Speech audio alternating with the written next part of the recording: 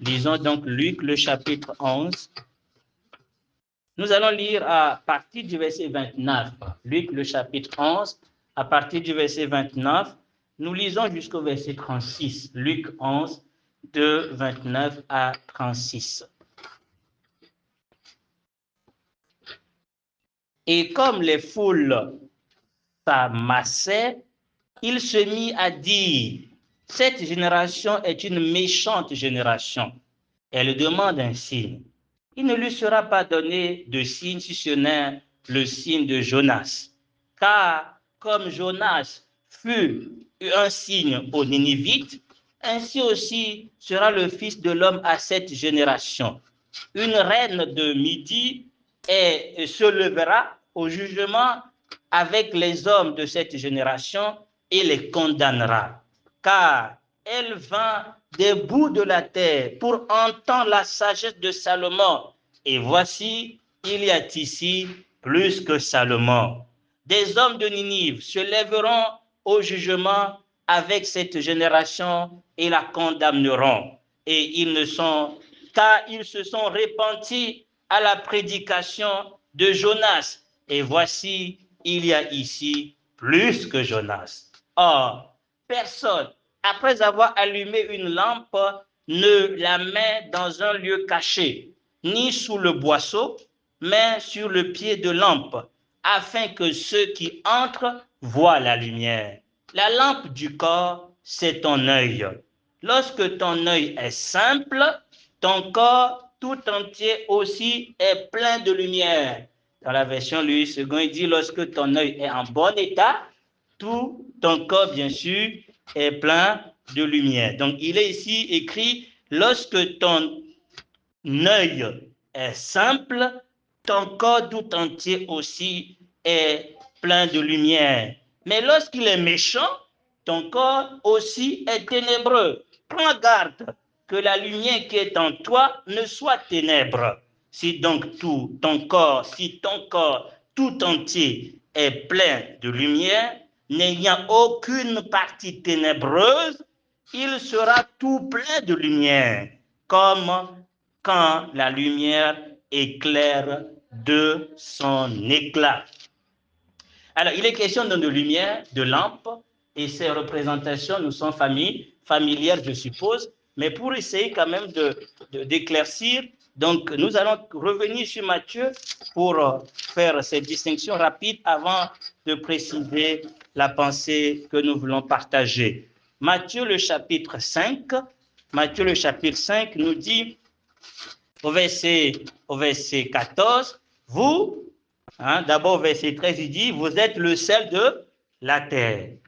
Mais au verset 14, il dit, vous êtes la lumière du monde. Une ville située sur une montagne ne peut être cachée.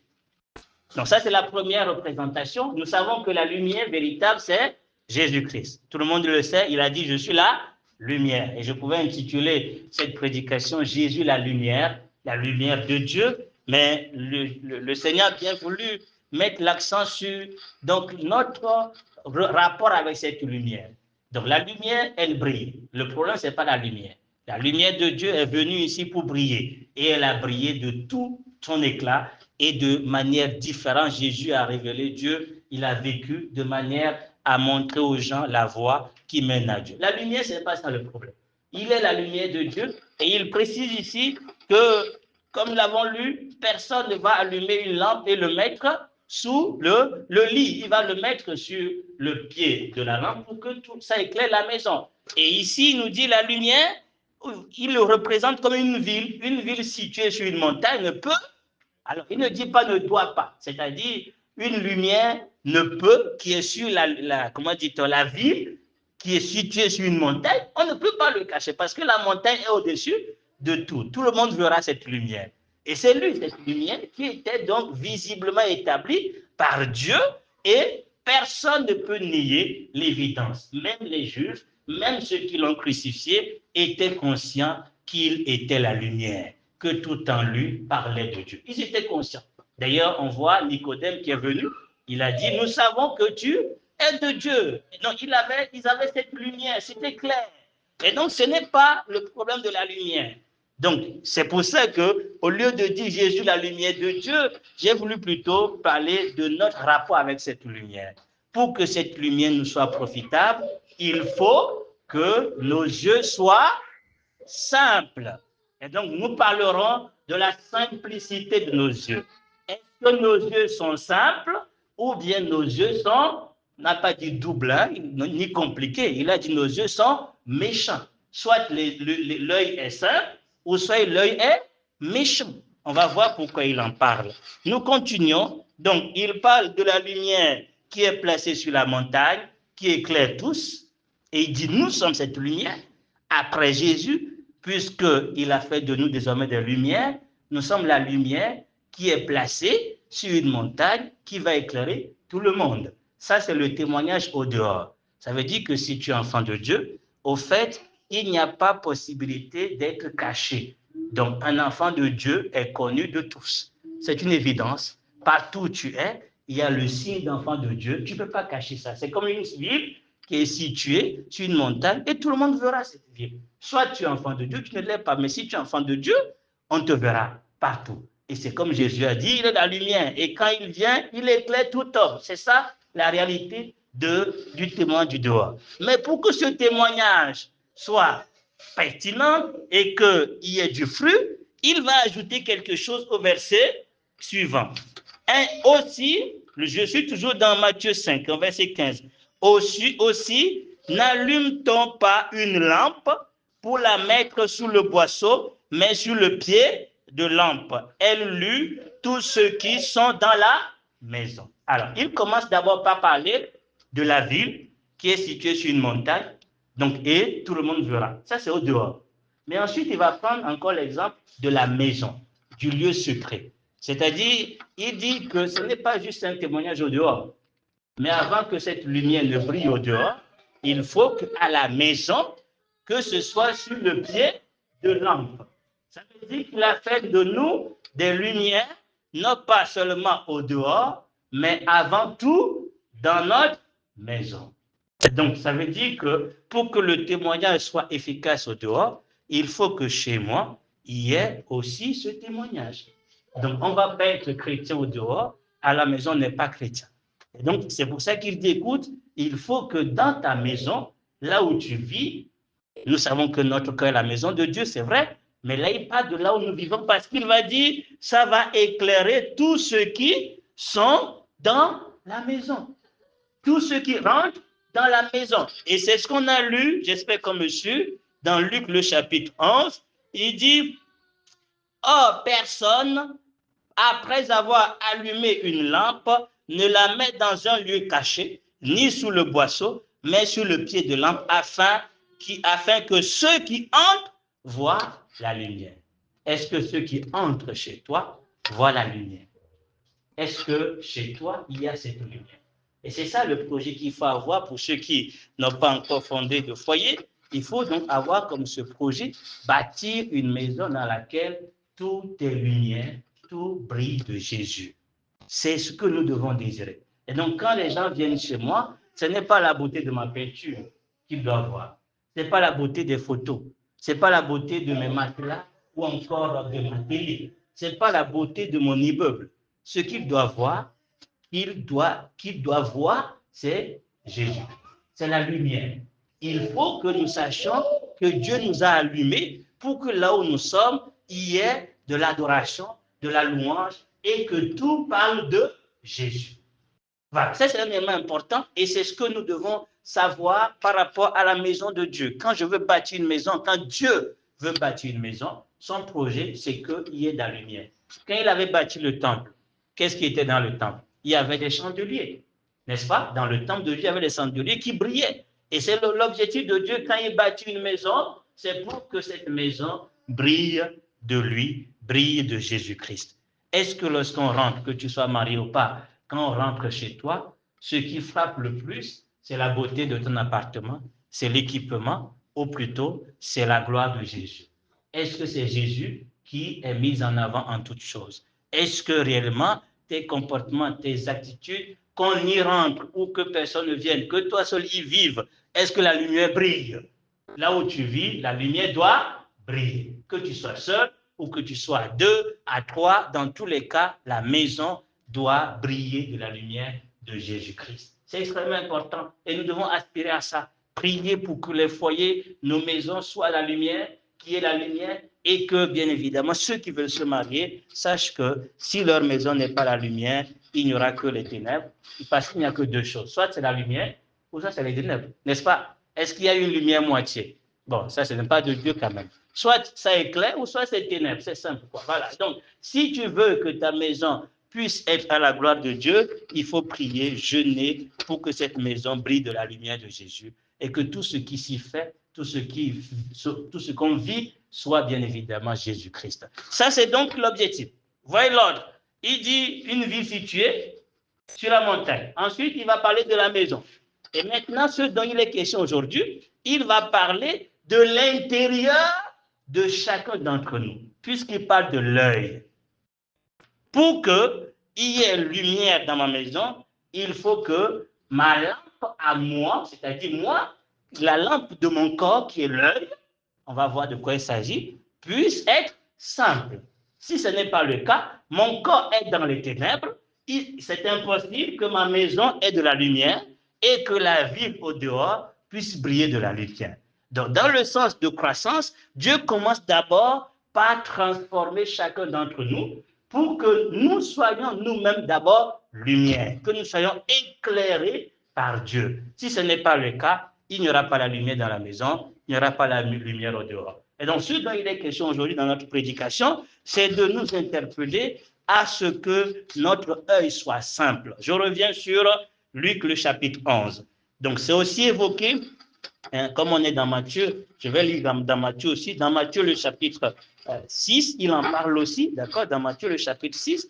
Vous voyez, dans Matthieu, le chapitre 5, il a évoqué la lumière du dehors, la lumière dans la maison. Et dans le chapitre 6, il va parler au verset 22, la lampe du corps, c'est l'œil. Si ton œil est simple, ton corps tout entier est plein de... Est-ce qu'on me suit? Le corps tout entier est plein de lumière. Mais si ton œil est... Je ne sais pas si c'est chez moi seul, c'est écrit, hein? Donc on lit ensemble. Si ton œil est comment? Est-ce que c'est méchant qui écrit chez vous? Ok, qu'est-ce que c'est écrit? Mauvais. Voilà. Mauvais, méchant, mauvais état. Donc, si ton œil est en mauvais état, ou si ton œil est méchant, ton cœur tout entier est comment? Ténébreux, est dans les ténèbres. Et si donc la lumière qui est en toi est ténèbre, combien grandes seront les ténèbres? Ça veut dire quoi? Si la lumière qui, bien évidemment, est censée éclairer ta propre vie est éteinte, et les ténèbres, ben évidemment, tu ne vois pas. Évidemment, toi-même, tu es ténèbres, et donc autour de toi, il ne peut qu'avoir de ténèbres, ça va être que des ténèbres et des ténèbres partout. Et donc, la lumière qui peut nous amener, bien évidemment, dans le véritable témoignage, c'est Jésus-Christ, on le sait. Mais la question qui se pose, c'est comment nous, on reçoit cette lumière. Parce qu'au final, il n'y a pas de lumière en nous. Nous ne sommes pas lumière de nous-mêmes, nous sommes lumière par Jésus-Christ. C'est Jésus qui est notre lumière et qui, au travers de nous, brille. Je le reprends. Aucune action ne peut être agréable à Dieu de par nous-mêmes. Toute action agréable à Dieu vient de qui? Vient de Jésus-Christ. Nous ne connaissons pas la volonté de Dieu de nous-mêmes. La volonté de Dieu nous est révélée par qui? Par Jésus-Christ. Parce que c'est la lumière. La lumière éclaire. Quand on dit on marche dans la lumière, c'est qu'on voit là où on va. Mais celui qui marche dans les ténèbres, il ne sait pas là où il va. S'il y a un trou devant, il tombe. S'il y a donc une pierre, il cogne la pierre. S'il n'y a pas de lumière, il y a tellement d'accidents sur le chemin. Et donc Jésus-Christ est venu pour éclairer. Et il commence d'abord par faire quoi? Éclairer nos vies. Nous éclairer d'abord.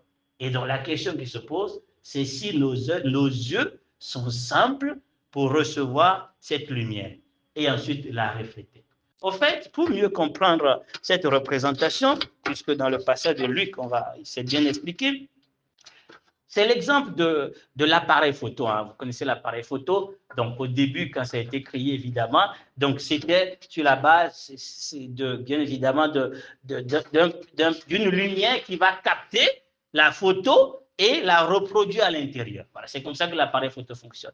Mais si l'appareil photo n'est pas en bon état, ben quand tu prends la photo, ça ne va pas marcher.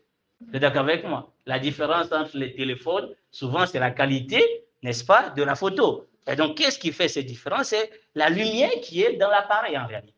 Et donc, c'est exactement le même principe. Pour que la reproduction de Christ soit sur ma vie, il faut que mon œil, qui est la lampe du cœur, l'œil qui va regarder, puisse reproduire parfaitement l'image de Jésus-Christ. Si ton œil n'est pas en bon état, tu ne vas pas bien voir. Ça, c'est clair. Naturellement, celui qui est aveugle ou celui qui ne voit pas bien, au fait, il va voir un homme et il croit que c'est une, je ne sais pas, c'est un bois, n'est-ce pas? Celui qui ne voit pas de loin, il doit mettre les lunettes pour voir, parce que l'œil permet d'avoir une vision claire. Et donc, le Seigneur est en train de dire, de la même manière, il y a aussi un œil en nous qui doit voir clair. Si cet œil ne voit pas comme cela se doit, cet œil est en mauvais état. Et moi, j'aime la préciser ici en disant que c'est un œil méchant. Alors, pourquoi il parle de l'œil méchant? Avant qu'on ne revienne sur ce que c'est que l'œil saint, puisque si on comprend l'œil méchant, on comprendra l'œil saint. L'œil méchant, c'est très simple. On va lire quelques passages. Dans Jean, il nous est dit quelque chose sur comment les gens ont reçu Jésus-Christ. Jean nous dit quelque chose. Jean, le chapitre 3. Donc, déjà dans le chapitre 1, on peut lire un passage d'abord. Dans le chapitre 1, qu'est-ce qu'on nous dit? Jean, le chapitre 1. Jean, le chapitre 1. Le verset 9 et 10. Si quelqu'un peut lire, d'abord le verset 5. Quelqu'un peut lire le verset 5? Jean, le chapitre 1, le verset 5. La lumière brille dans les ténèbres. La lumière brille dans les ténèbres et les ténèbres ne l'ont pas accueilli. Très bien. On va lire le verset 9 et 10. C'est la véritable lumière qui venait dans le monde. Elle était dans le monde. Et le monde a été fait. Et le monde? Le monde ne l'a pas connu. Le chapitre 3. Le chapitre 3 nous dit quelque chose concernant pourquoi le monde ou pourquoi les hommes ont rejeté la lumière qui est Jésus-Christ. Parce que, évidemment, cette lumière, son objectif, c'est d'éclairer. Mais les hommes ne supportent pas la lumière. C'est ce qui les dérange. On va lire directement le verset 19, le verset 20 et le verset 21. Et voici les jugements. La lumière est venue dans le monde. Et le monde aimait les ténèbres plus que la lumière. C'est ça être méchant. La méchanceté Quiconque fait le mal a de la haine pour la lumière. Il ne vient pas à la lumière de peur que ses œuvres ne soient. Mais celui qui pratique la vérité vient à la lumière afin qu'il soit manifesté que ses œuvres sont faites en Dieu. Alors, ce passage nous explique c'est quoi un cœur, ou plutôt les yeux méchants. Alors là, je parlais des yeux. Donc, en réalité, pour nous, en tant qu'enfants de Dieu, ou bien l'homme en général, quand Dieu parle des yeux, il ne parle pas des yeux physiques. Tout le monde est d'accord avec moi. Il s'agit des yeux spirituels, les yeux du cœur. Le cœur a des yeux. Donc, c'est clairement mentionné dans Éphésiens, le chapitre 1. Il prie, au verset 18, au verset 16, il prie, et le verset 18, il dit que les yeux de nos cœurs soient éclairés. Donc, Dieu sait que nos yeux sont donc aveuglés, nos yeux sont méchants. Pourquoi? Parce que la lumière, c'est quelque chose qu'on préfère naturellement. Mais lorsque Jésus-Christ est venu pour éclairer les hommes n'ont pas accueilli Jésus, ils l'ont rejeté. Et encore aujourd'hui, l'homme fuit Jésus-Christ. Pourquoi? Parce que étant que la lumière, il ne peut que éclairer. Quand on s'approche de Dieu, il nous éclaire. Il éclaire notre cœur. Il montre les motivations de notre cœur. Il révèle notre état. Il dit clairement qui nous sommes devant lui. Et évidemment, qui aime être sondé Même Job a dit, est-ce que c'est quelque chose d'agréable d'être sondé par Dieu? Parce qu'on aime cacher les choses. Or, quand nous venons vers Dieu, Dieu nous dira qu'il n'apprécie pas telle attitude, tel comportement. Et nous devons choisir. Soit nous acceptons ce que Dieu dit, ou soit nous fuyons, ou pire, nous haïssons Dieu. Parce qu'ils ont même haï la lumière. Ils n'ont pas aimé la lumière. Et au contraire, ils ont crié à ce que Jésus soit crucifié. Pourquoi? Parce qu'il leur dit la vérité. La seule chose qui faisait que les pharisiens étaient en haine vis-à-vis de Jésus, c'est parce que Jésus leur dit la vérité. Jésus ne rivalisait pas avec leur poste. Il leur disait juste leur état pour qu'ils se répandent. Mais c'est ce qui a semé dans leur cœur de la haine et ils ont bien évidemment choisi d'éliminer Jésus. Et de plusieurs manières, nos yeux peuvent être méchants. Quand Dieu nous parle et que nous préférons nous entêter, faire ce que nous désirons, et pire des fois, nous détenir de Dieu, nous révolter contre Dieu. C'était le cœur de l'homme, c'était l'œil de l'homme. Et ce qui a fait que nous avions un mauvais regard sur Jésus. Parce que quand il vient, nous le voyons comme quelqu'un qui vient nous condamner, qui vient pour nous juger. Alors que lui, il a dit, je ne viens pas pour condamner, ni pour juger, mais pour sauver. Mais pour sauver, il faut d'abord que je te dise que tu es malade. Pour te guérir, il faut que je te fasse le diagnostic. Et si je n'accepte pas le diagnostic, tu ne vas pas être sauvé. Et donc, le problème, c'est que l'homme a un mauvais regard sur Dieu. Et donc, quand il a péché, qu'est-ce que l'homme a fait? Il est parti se cacher. Et de la même manière, aujourd'hui, l'homme se cache de Dieu. L'homme ne veut pas voir Dieu. L'homme ne veut pas venir dans la présence de Dieu. Quand le péché se manifeste, les hommes quittent. Et malheureusement, même les enfants de Dieu, il peut arriver qu'à un moment donné, nos yeux soient méchants. Parce que d'après le passage de Luc, on va relire, il nous dit il faut que tout notre corps, tout entier soit éclairé. Et qu'aucune partie ne soit ténébreuse. Ça veut dire qu'il peut y avoir une partie ténébreuse. La partie dans laquelle nous ne laissons pas Dieu pénétrer. Or, ce que Dieu veut, c'est que nos yeux soient simples pour qu'il éclaire tous les aspects de notre vie. Et il faut l'accepter. Et donc, avoir un œil méchant, c'est avoir un cœur qui se ferme à la lumière de Dieu. C'est lorsque Dieu nous révèle notre état et nous refusons d'accepter ce qu'il dit de nous. Nous essayons de cacher cela, nous essayons de faire des efforts peut-être pour montrer une belle apparence, mais je le précise. Dans l'ordre que nous avons vu, si le corps n'est pas éclairé, la maison ne peut pas être éclairée et le dehors ne peut pas être éclairé.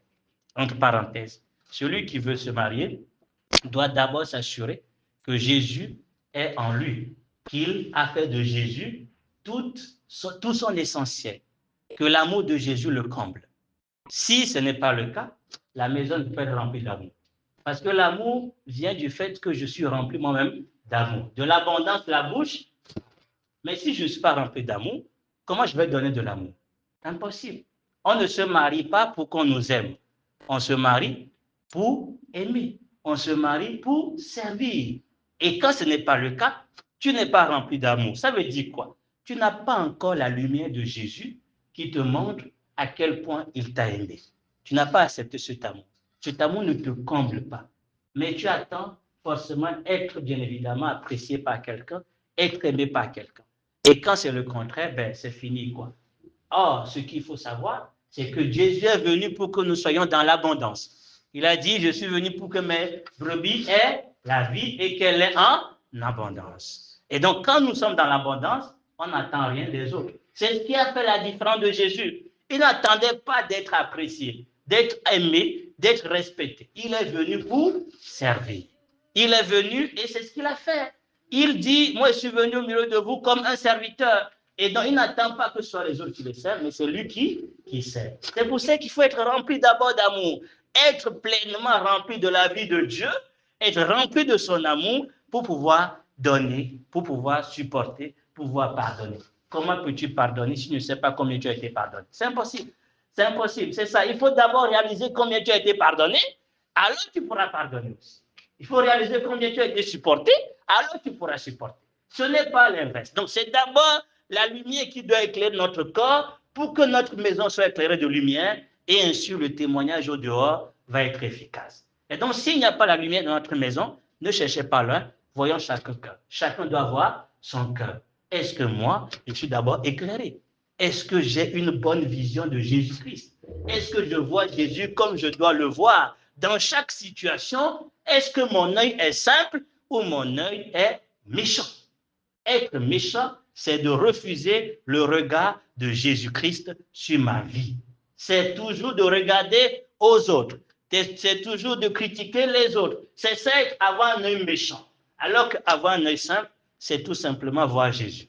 On va le voir encore davantage, c'est de voir Jésus tel qu'il s'est présenté. C'est d'accepter tel qu'il se révèle à nous pour que sa lumière brille au travers de nous, pour que sa vie nous transforme. C'est impossible d'être transformé par Jésus si ton œil n'est pas simple, si ton œil n'est pas en bon état. Est-ce que nos yeux sont méchants ou bien simples?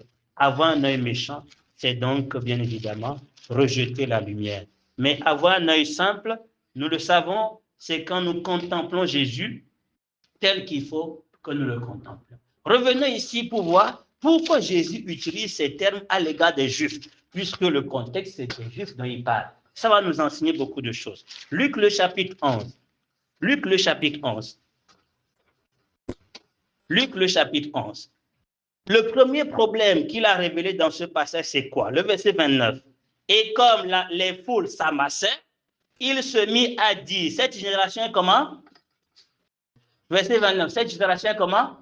Méchante. Pourquoi? Pourquoi la génération méchante? Elle demande un miracle.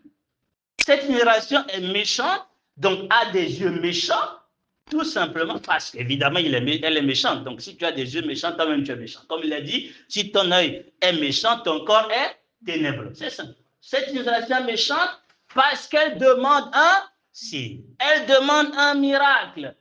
Donc, Jésus-Christ va dire, moi-même, je suis déjà un signe palpable. Venir au milieu de vous pour vous révéler la voie, je suis déjà le premier signe. Mais ils veulent, malgré tout ce que Jésus a fait et dit, arrivé un moment, ils veulent encore un miracle. Mais la demande, c'est une preuve d'incrédulité. C'est parce qu'ils ne croient pas. Ils n'ont pas cru en tout. C'est parce qu'ils ont refusé de croire. Parce qu'il y avait tellement de preuves. Non seulement ils avaient la lumière, puisque Paul nous dit, c'est à eux la loi, c'est à eux les oracles. Dieu leur avait dit beaucoup de choses. Ils avaient toutes les prophéties possibles. Tout était là. Et comment Jésus allait naître, où il devait naître, qu'est-ce qu'il devait faire, tout est écrit avant que Jésus ne vienne. Ils avaient tout ce qu'il faut. Mais quand Jésus est venu, comme on a dit, ils l'ont rejeté. Ils n'ont pas voulu que Jésus leur montre le chemin qui mène au Père. Et arrivé un moment, malgré tout ce qu'il a fait, et même un peu plus avant, on n'a pas lu, au verset 15, ils ont traité Jésus-Christ de chef de démons. Ils vont dire, il chasse les démons par Belzébul. Et Jésus va, bien évidemment, les mettre en garde par rapport à cet état. Et malgré tout ça, ils veulent des signes. La première chose qui prouve qu'on a un œil méchant, c'est l'incrédulité. Et l'incrédulité nous pousse à vouloir des signes, à vouloir des miracles. Avant de croire, on veut que Jésus fasse ceci.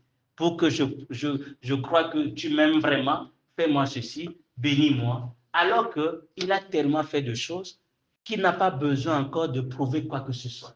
Dieu n'a pas besoin de nous donner encore une preuve supplémentaire de son amour.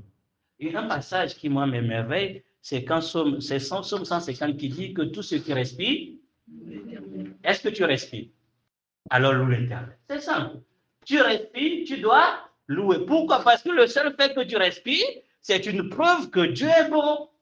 C'est une preuve que Dieu t'aime. Mais s'il ne voulait pas de toi, il n'allait pas te donner la vie. S'il n'avait pas un projet pour toi, il n'allait pas te faire naître. Il n'allait pas te faire grandir. Il n'allait pas te réveiller ce matin. Le seul fait que tu respires, tu devais louer l'Éternel. Tu n'as pas besoin d'une autre preuve, un autre signe avant de louer l'Éternel. On veut qu'il fasse des choses avant de dire merci. On veut le voir agir d'une autre façon, d'une manière que nous décidons avant de croire en lui. Et Jésus va dire, écoutez, vous êtes méchants. C'est quand même être méchant, parce que tout ce que moi j'ai fait à votre égard, le seul fait que j'ai décidé de renoncer à ma forme de Dieu pour venir ici, se faire un homme. J'ai guéri, j'ai nourri, j'ai marché au milieu de vous, j'ai parlé. Vous êtes méchants. Si jusqu'à présent, vous ne croyez pas en moi. Si jusqu'à présent, vous ne réalisez pas mon amour pour vous, combien de choses n'ai-je pas fait à votre égard? Et même arrivé un moment, Jésus, avant d'entrer dans Jérusalem, va pleurer. Il a pleuré sur Jérusalem. Il a dit, mais Jérusalem, combien de fois j'ai voulu te rassembler comme une poule rassemble ses poussins, mais tu ne l'as pas voulu. Combien de fois? Combien de fois n'a-t-il pas agi à l'égard de Jérusalem? Mais ils n'ont pas voulu. Même chose à notre égard. Combien de fois n'a-t-il pas manifesté des grâces à notre égard? Combien de fois ne nous a-t-il pas parlé? Combien de fois ne nous a-t-il pas montré sa bonté et surtout qu'il nous aime? Mais nous ne voulons pas simplement nous reposer dans son amour. Nous ne voulons pas croire, quoi qu'on puisse traverser, quoi qu'on puisse nous dire, confesser que mon Dieu m'aime. Qu'est-ce que Dieu doit-il encore prouver? Et des fois, nous osons même, il y a des chrétiens, même des pasteurs, qui osent dire à Dieu, ben, si tu me bénis, alors je ferai ceci. Si tu me bénis, je saurai que tu es mon Dieu. Alors, ça veut dire qu'il faut un signe avant de montrer qu'il est ton Dieu. Et là, Dieu dit que tu es un cœur méchant. Tu ne réalises pas ce que j'ai fait pour toi. Et il dit, voilà ce que je vais faire. Je vais donner un seul signe. Le seul, ce sera le signe de Jonas. Et il parlait ainsi de sa croix. Il parle de sa mort, de sa résurrection. Pour le dire, c'est le dernier signe que je vous donnerai. C'est ce signe d'ailleurs qui est le signe suprême. C'est le fait qu'il soit mort, mais qu'il est revenu à la vie. C'est un signe qu'il est Dieu. S'il n'était pas Dieu, il ne pourrait pas revenir à la vie. Il ne peut pas vaincre le péché, vaincre la mort, vaincre Satan. Il est allé jusqu'à la mort et il est revenu. Il n'y a plus de preuves, il n'y a plus d'autre chose à donner pour prouver qu'il a la vie. Puisqu'il a vaincu la mort, il a la vie et il donne la vie à quiconque croit en lui. Et donc, notre œil est compliqué si nous ne croyons pas que la croix seule nous suffit. Notre œil est méchant si nous ne croyons pas que le seul fait que le Fils est descendu, est allé jusqu'à la croix, c'est une preuve qu'il peut ressusciter toute autre chose. Alors, nous avons des yeux, des cœurs qui sont méchants. Parce que qu'est-ce qu'il va encore faire de plus? Quel sacrifice reste-t-il à faire? Que veux-tu qu'il fasse de plus? Porter tes péchés, aller à la croix, mourir pour que toi tu sois sauvé. Que veux-tu de plus pour l'aimer en retour? Que tu veux-tu de plus pour te reposer entièrement sur lui, pour lui faire confiance? Qu'est-ce que tu veux de plus pour te donner tout entier à lui? Vous voyez, c'est ce qui va se passer le jour du jugement. Dieu va dire, écoute, j'ai tout fait. J'ai fait même le sacrifice ultime. Donner mon propre fils. Et je l'ai laissé entre les mains des méchants qui l'ont crucifié. Qu'est-ce que tu attendais que je fasse de plus? Pourquoi tu n'as pas cru? Pourquoi tu n'as pas saisi l'occasion de mon amour pour te laisser transformer? Je n'ai plus d'autre solution que de t'envoyer donc loin de moi dans le feu éternel. Que Dieu nous préserve des cœurs méchants et que nous soyons simples. En réalisant de ce que Dieu a fait déjà, nous réalisons qu'il nous aime. Ça nous amène à ne pas nous plaindre, à ne pas murmurer contre Dieu. Parce qu'il y a tellement de choses qu'il a fait qui prouvent qu'il nous aime. Et si ça ne nous suffit pas, il nous dit, regarde à la croix. Si ce qu'il a déjà fait dans ta vie ne te suffit pas, il dit, il y a un signe qui ne trompe pas, la croix est une preuve de mon amour. Dieu a dit, à peine mourrait-on pour un juste. Mais Dieu a démontré son amour avec nous alors que nous étions encore ennemis de Dieu. Dieu a donné son propre Fils pour que nous soyons sauvés. Et c'est là la preuve suprême de son amour. Et ceux qui croient deviennent enfants de Dieu et jouissent d'un amour encore plus élevé, l'amour du Père. Voilà le signe qu'il a voulu leur donner. Mais ça ne suffit pas. Il va dire autre chose. Il va dire que au verset 31, qu'est-ce qu'il dit au verset 31? Quelqu'un peut lire encore? Verset 31 de Luc.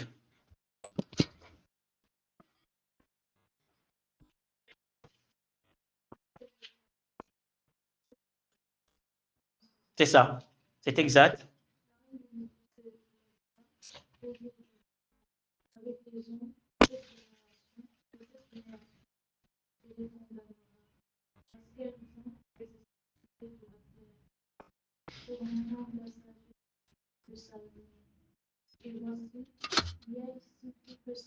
Un œil simple, c'est un œil qui voit Jésus plus que tout. Quand ton œil est simple, tu ne le vois pas en réalité avec un œil physique, tu le vois comme fils de Jonas et Joseph plutôt, fils de Nazareth, un homme simple comme nous, mais je le vois plus. Jésus est plus. Et ici, il nous dit qu'il est plus que Salomon. Pourquoi il dit ça?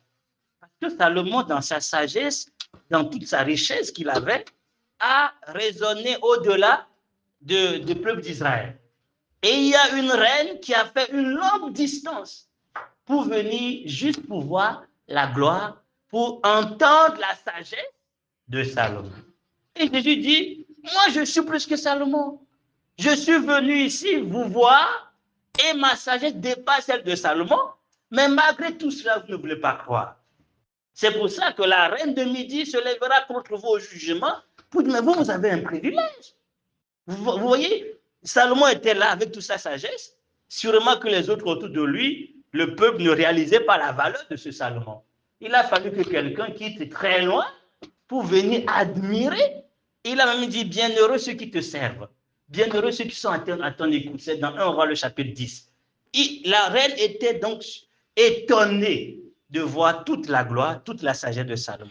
Et il trouvait que ceux qui étaient autour de Salomon, qui écoutaient Salomon, sont les meilleurs, les plus bénis, quoi.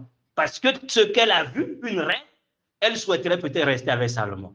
D'ailleurs, elle lui a apporté tout un cadeau, tout un ensemble de bénédictions. Et en retour, elle a été bénie même plus que ce qu'elle a apporté, puisque Salomon, dans sa richesse, l'a comblé plus que ce qu'elle a apporté en réalité. Et elle a été émerveillée de voir cela. Mais cet accueil des étrangers par rapport à la gloire de Salomon, c'est quelque chose qui étonne Dieu, de voir que lui, le Fils de Dieu venu sur la terre, avec toute sa richesse, toute sa sagesse, malgré tout ce qu'il fait, le peuple reste fermé. Il dit, vous êtes méchants. Vous êtes méchants alors que moi, le Fils de Dieu venu ici-bas, plus que Salomon, je suis au milieu de vous, je vous donne toutes les instructions, mais vous ne voulez pas recevoir. C'est avoir un cœur méchant que de voir Jésus, bien évidemment, avec mépris. Et c'est cette manière dont il voyait Jésus, il le méprisait. Il ne savait pas la richesse. Vous savez, on le dit souvent, que des fois, on ne réalise pas la richesse qu'on a. Et des fois, c'est les gens de l'extérieur qui vont en réalité nous envier tout ce que nous avons. Mais nous qui sommes à côté, on ne réalise pas.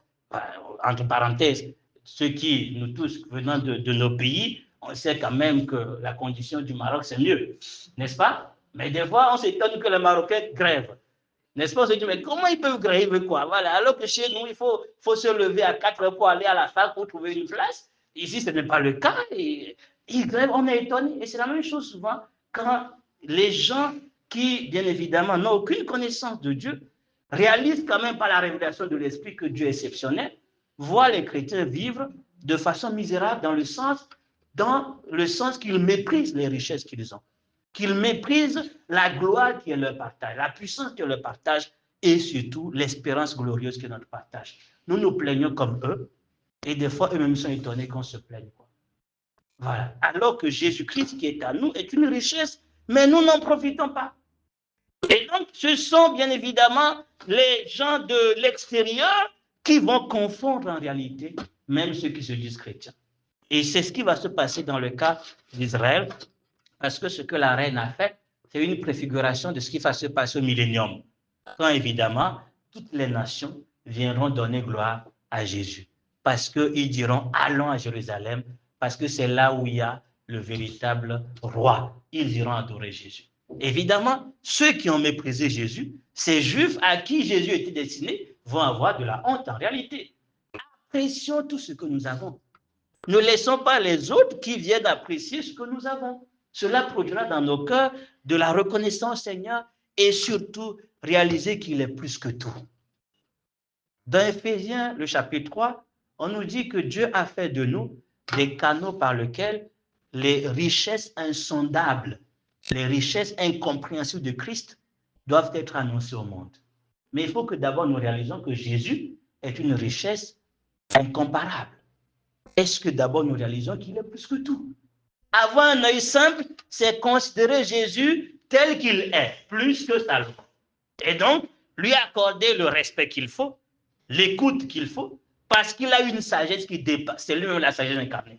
Salomon, lui, avait la sagesse, mais Jésus est la sagesse. Il y a la grande différence. Salomon a reçu la sagesse, mais c'est Jésus, la sagesse incarnée. Ça veut dire qu'il connaît tout. Et des fois, combien nous méprisons ce qu'il est, au lieu d'aller écouter sa sagesse, son conseil, nous préférons écouter le conseil de maman, de papa, le conseil de notre copine ou copain, le conseil de je ne sais pas, alors que le conseil, le suprême des conseillers, on l'appelle même le conseiller divin. Il est le conseiller, quoi, le merveilleux conseiller. Voilà. Donc, il est merveilleux conseiller parce qu'en lui, tous les conseils de Dieu se sont incarnés et donc il peut nous dire tout ce dont on a besoin. Au lieu de prier pour demander sa voix, au lieu d'aller dans la parole pour dire qu'est-ce que la parole de Dieu me dit, je trouve plutôt d'autres moyens pour me faire conseiller. D'autres personnes ou bien des conseils sur YouTube, alors que tout ce qui est dans les Écritures, la Bible dit, Josué, on a dit, quand tu observes tout ce qui est écrit, tu réussiras. Ça veut dire tout ce qui est dans les Écritures suffit pour nous faire réussir. Le conseil suprême, est-ce que nos yeux sont simples pour voir Jésus tel qu'il est, plus que tout? Plus que Salomon, plus que Jonas qui a annoncé l'évangile, les Ninivites sont convertis, mais Jésus vient annoncer, les Juifs ne voulaient pas recevoir. C'est avoir un cœur méchant que de rejeter Jésus-Christ. Avoir des yeux méchants.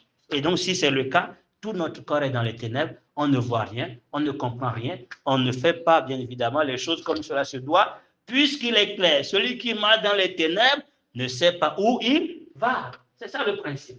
Et donc, s'il n'a pas la lumière, ben, tu ne comprends pas ce que Dieu veut que tu fasses. Tu es flou et tu fais les choses selon la pensée de ce monde. Alors que quand tu as les yeux simples, un autre exemple rapide, c'est quand il sortait du temple, il y avait deux personnes, deux catégories, les disciples et Jésus. Comment les disciples ont apprécié le temple? Ils ont dit, mais quelle belle construction! Elle est extraordinaire. Et Jésus, comment Jésus a vu ce temple? Jésus a dit, écoutez, bientôt, il n'y aura pas pierre sur pierre. Jésus avait un autre regard que les disciples n'avaient pas. C'est pour ça que Paul prie que les yeux de nos cœurs soient éclairés pour que nous voyions l'espérance qui s'attache à notre appel, que nous comprenions à quoi nous sommes destinés, que nous comprenions quel est donc bien évidemment le sens de l'appel que Dieu nous a lancé. Notre appel est céleste, notre appel n'est pas terrestre. Dieu nous a appelés pour la gloire qui est dans les cieux. Et quand tu ne vois pas cette gloire, tu vas avoir un œil méchant et donc tu ne fais que voir les choses de ce monde puisque ce n'est pas bien évidemment voilà, les cieux que tu vois. C'est pour ça que la première chose qui caractérise un œil simple, c'est d'avoir Jésus comme objet de mes regards. Fixer les yeux sur Jésus. Il n'a pas dit fixer les yeux sur mes épreuves, sur mes situations, mais fixer les yeux sur Jésus. Fixer les yeux non pas sur ce qu'on m'a dit, sur celui qui a parlé, mais je fixe les yeux sur Jésus. Qu'est-ce que Jésus veut m'enseigner? C'est Jésus mon objet. C'est lui que je dois contempler. Un œil simple contemple Jésus. Jésus est plus que ce que je traverse. Jésus est plus que ce qu'on m'a dit, le mépris ou l'humiliation que j'ai subi, le manque de respect. Jésus est plus que ce que je peux avoir ou ce que je ne peux pas avoir. Donc ma joie ne peut pas dépendre de ce que j'ai ou ce que je n'ai pas. Ma joie dépend de celui qui est plus. Mes yeux doivent être sur Jésus. Colossiens le chapitre 3 nous dit, on va le lire, Colossiens 3. Colossiens 3. Colossiens le chapitre 3. Colossiens 3, le verset 1 et 2. Lisons même jusqu'au verset 4. Quelqu'un peut lire. Colossiens 3, de 1 à 4.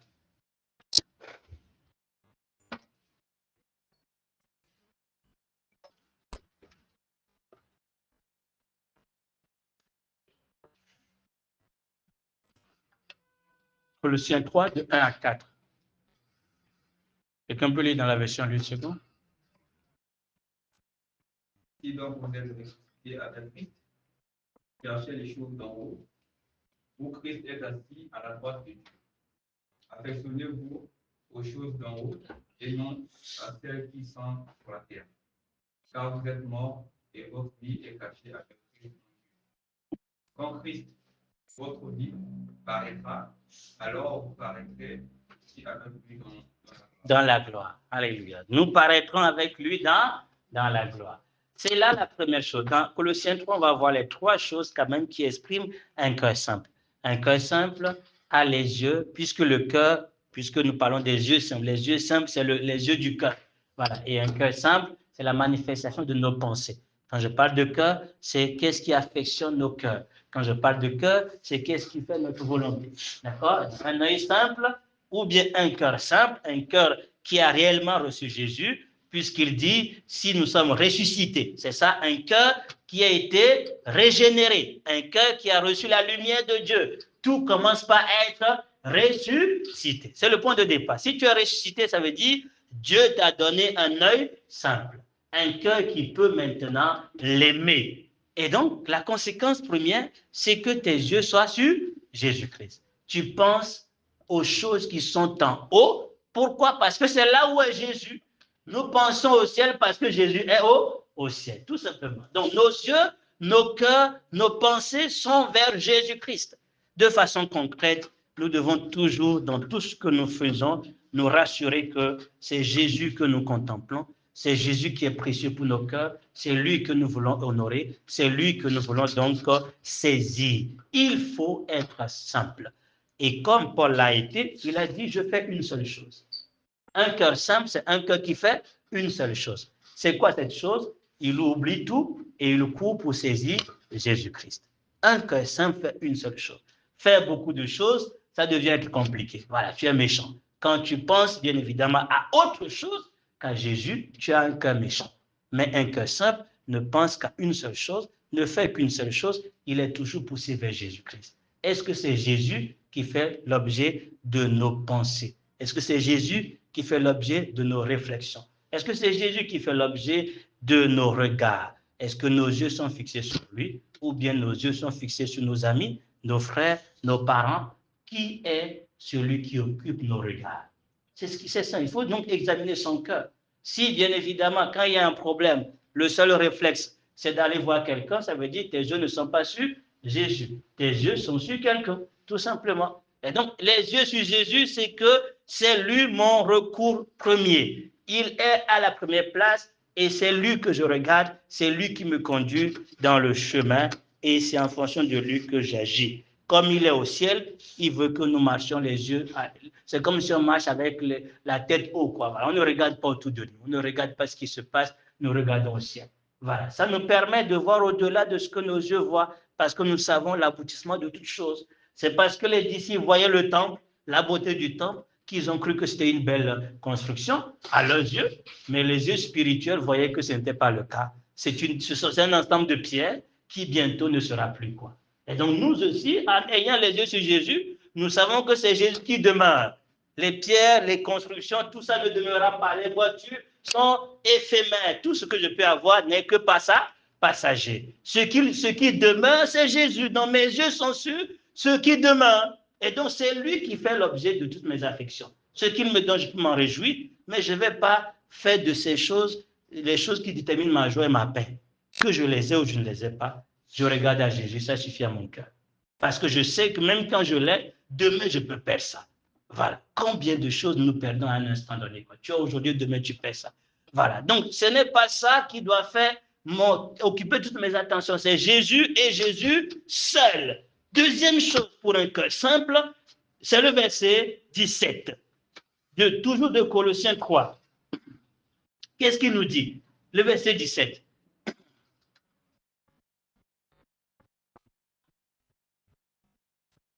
Le verset 17. Colossiens 3, 17. Qu'est-ce qu'il dit? Et quoi que vous fassiez. Et quoi que vous fassiez. En parole ou en œuvre. Ok. Faites tout au nom du Seigneur Jésus. En rendant par lui les actions de grâce à Dieu. Comment puis-je savoir que j'ai un œil simple? Un cœur qui s'attache à Jésus.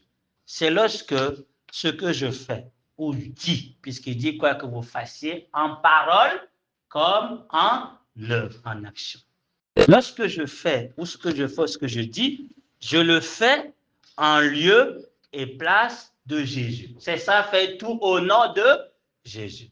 Ça veut dire que c'est comme si c'était Jésus qui allait dire cela, C'est comme si c'était Jésus qui allait faire ceci. Si c'est le cas, mon cœur est simple. Mon œil est simple. Parce que ce que je le fais à la place de Jésus, en lieu et place. Je suis là où il veut que je sois et je dis et fais ce qu'il veut que je fasse. C'est très important. Quand ce n'est pas le cas, sois sûr que ce que tu fais ne peut pas être lumière. Ce que tu fais ne peut pas être un bon témoignage. C'est ça être la lumière. Ce que tu dis ne peut pas éclairer. Ce que tu dis ne peut pas édifier. Ce que tu dis ne peut pas consoler parce que ce n'est pas au nom du Seigneur que tu le fais. Ce n'est pas au nom du Seigneur que tu le dis. Et donc, je dois m'assurer que pour que mon corps tout entier soit lumière, pour qu'il n'y ait pas une partie ténébreuse, il faut que je ne parle pas de moi-même, que je n'agis pas de moi-même. Quand on s'exerce à cela, on verra que nous allons faire simplement ce que Dieu veut et la volonté de Dieu nous conduira à briller de sa lumière. Mais quand à la maison, tu parles n'importe comment à ton mari, à ta femme, à tes enfants, évidemment, comment tu veux que la lumière soit dans ta maison? Impossible. Parce que ce qui sort, ce n'est pas Jésus. Ce n'est pas Jésus qui t'a dit de dire cela. Et donc, comme ce n'est pas Jésus, c'est quoi? C'est le diable. Il n'y a que deux camps. Soit c'est Jésus ou soit c'est le diable. Donc, tout ce qui est de toi, tout ce qui est de la chair est diabolique. N'oublions pas, il n'y a que deux camps. Et donc, chaque fois que j'agis ou je fais quelque chose qui n'est pas de Dieu, attention, je suis en train d'être un instrument du diable. Et qu'est-ce que le diable cherche à faire? Voler, détruire et quoi? Il ne fait rien de bon. Détruire, voler, égorger, est-ce qu'il y a quelque chose de bon dans tout ça? Et donc, tout ce que tu dis ou fais, si ce n'est pas au nom du Seigneur, sois sûr que ce n'est pas la lumière.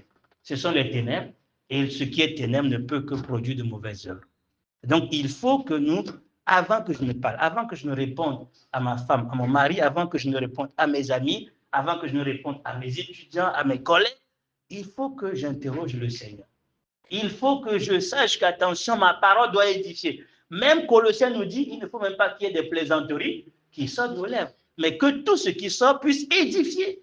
Ça doit édifier quelqu'un. Est-ce que ce qui sort de ma bouche édifie, encourage, fortifie ou bien décourage quelqu'un?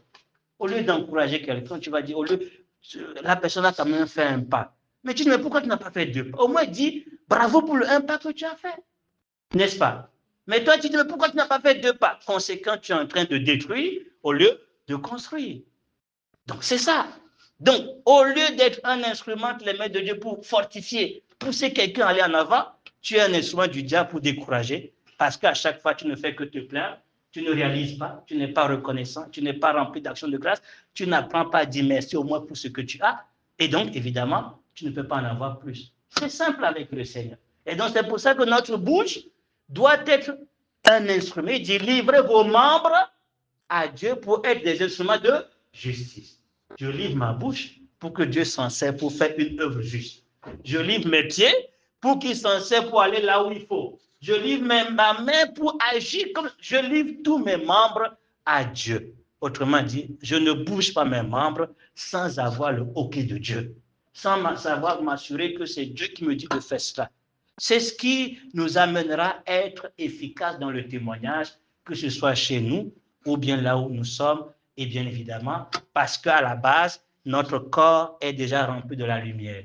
Cette lumière qui nous fait comprendre que Jésus est Seigneur et c'est lui qui doit régner, c'est lui qui est bon, c'est lui qui doit agir, c'est lui qui est ma justice et c'est lui qui peut agir pour que je fasse des œuvres justes. C'est ça la lumière. Mon corps est lumière.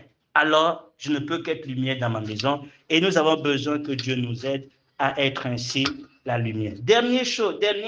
Dernière manifestation, c'est le verset 22, plutôt 23, du même chapitre. Du même chapitre, il nous dit qu'est-ce qui caractérise un œil simple. Verset 23. On peut lire à partir du verset 22, hein, peut-être pour mieux comprendre. Verset 22, verset 23 et verset 24.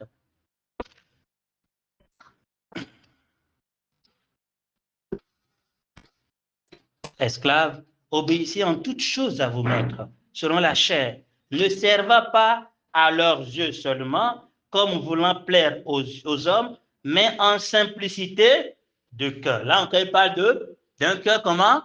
Simple. Hein? Je ne sais pas si c'est la même chose qu'il a mentionné chez vous, mais en tout cas, il dit en simplicité de de cœur, craignant le Seigneur. C'est quoi cette simplicité de cœur qui craint le Seigneur, qui nous permettra de servir, non pas parce que les gens nous regardent, de faire les choses, non pas parce que quelqu'un va dire quelque chose, mais parce que nous voulons bien évidemment plaire au Seigneur. Le verset 23 dit, quoique vous, là, vous voyez, il dit fassiez, parce qu'il a dit esclave, obéissez en toute chose. Il n'y a pas des actions qu'on pose.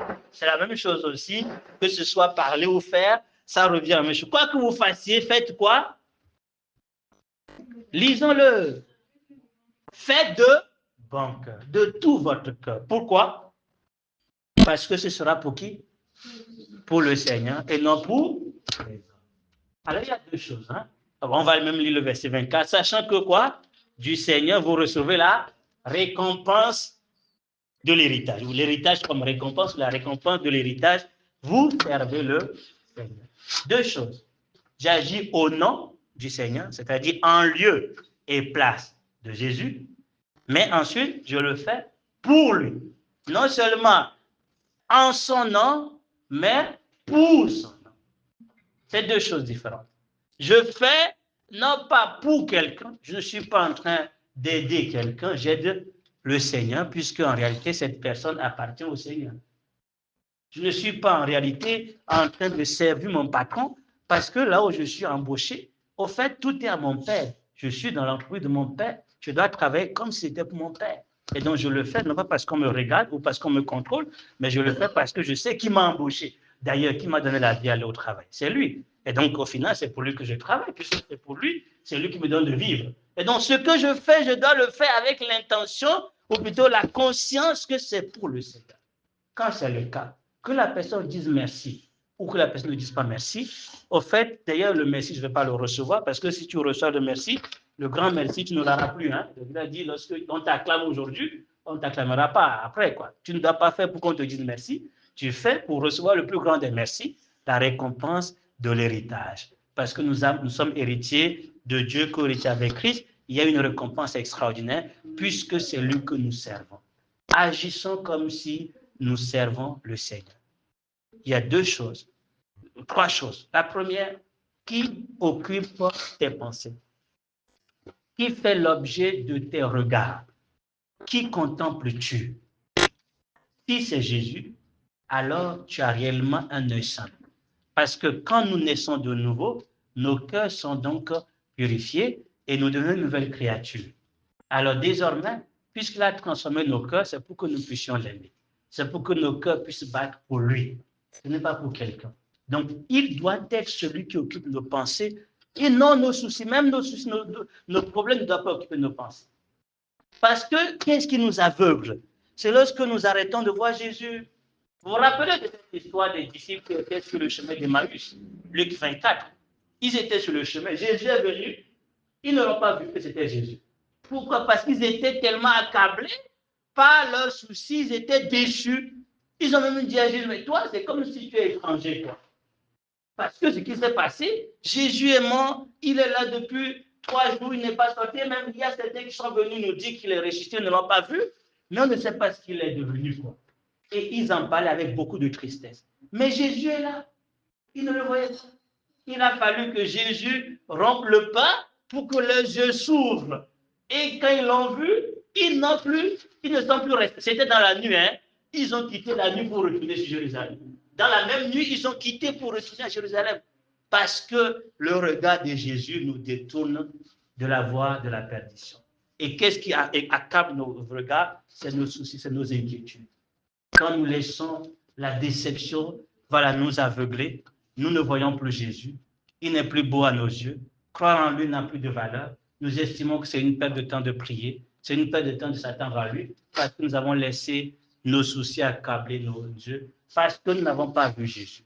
Or, si on avait vu Jésus, on comprendrait, comme il leur a dit, il fallait que ces choses arrivent. On comprendrait que c'est aussi son bien, c'est aussi pour notre bien qu'il a fallu que cela se passe. On comprendrait mieux ce qui nous arrive. Mais il faut d'abord que tes yeux soient sur Jésus, que tu comprennes que derrière tout ce qui se passe, il y a une main puissante qui guide toutes choses. Et c'est sur lui que je vais fixer mes regards, c'est à lui que je m'attache, jusqu'à ce qu'il intervienne pour que la situation soit réglée. Mais quand tu as tes yeux sur la situation, tu es aveuglé et tu murmures contre Dieu. Et quand tu murmures, tu es agité. Dieu ne parle même plus, quoi. C'est ce qui devient pire. Toi, tu es agité, tu murmures, mais il ne dit rien sur terre. Souvenez de Job, hein? Job a parlé. Dieu n'a rien dit. Jusqu'à ce que Job se calme. Et quand Dieu parle désormais, Job a dit, j'aurais mieux fait de ne pas parler. Voilà, j'aurais dû ne pas parler. Et donc, apprenons à nous calmer, à contempler, à fixer nos regards sur Jésus. C'est ça, avoir un cœur simple. L'œil qui est simple, c'est l'œil qui fixe le regard sur Jésus et non sur les montagnes, sur des Goliaths, sur des difficultés. Mes yeux sont sur Jésus parce que je sais que Jésus est plus que tout. Il y a plus que Salomon, il y a plus que Jonas, il est plus que tout.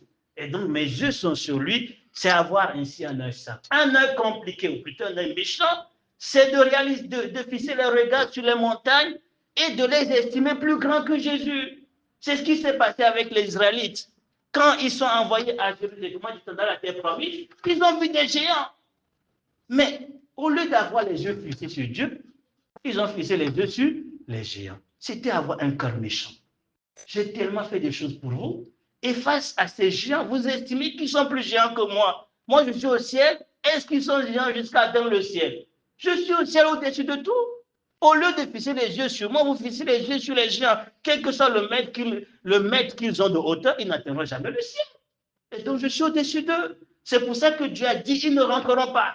Tous ceux qui ont des cœurs méchants, des yeux méchants, qui ne voient pas Dieu, ne rentrent pas dans la bénédiction. On rentre dans la bénédiction, dans la victoire, lorsque nos yeux sont sur celui qui est au-dessus de tout. C'est la première chose, que Dieu détourne nos yeux de tout ce qui nous accable, de tout ce qui semble être insurmontable. Fixons les yeux sur celui qui est au-dessus de tout. Nous aurons la victoire. Deuxième chose, quoi que tu fasses, quoi que tu dises, rassure-toi que c'est au nom du Seigneur. Sinon, tu n'as pas un œil simple. Tu as, bien évidemment, un œil méchant. Lorsque tu t'estimes capable de faire quelque chose sans Jésus, de parler sans Jésus, c'est avoir un œil méchant. C'est d'estimer que tu n'as pas besoin de Dieu. Et donc, Dieu ne te sert à rien. Tu n'as pas besoin de lui pour parler. Tu n'as pas besoin de lui pour savoir qu'est-ce que je dois faire. Tu dois l'interroger en tout. Sinon, tu es compliqué ou tu es méchant parce que tu t'estimes être plus que celui qui t'a créé. Nous devons tout faire au nom du Seigneur. Deuxième chose, ne fais rien pour les hommes, ni même pour ta propre gloire. Fais tout pour la gloire, comme pour le Seigneur, comme pour lui. C'est lui qui me l'a confié, je dois servir comme pour lui. Non pas à cause de l'autre, mais à cause de celui qui m'a engagé dans le travail. Que Dieu nous bénisse et que la grâce nous soit accordée d'avoir des yeux simples. Amen.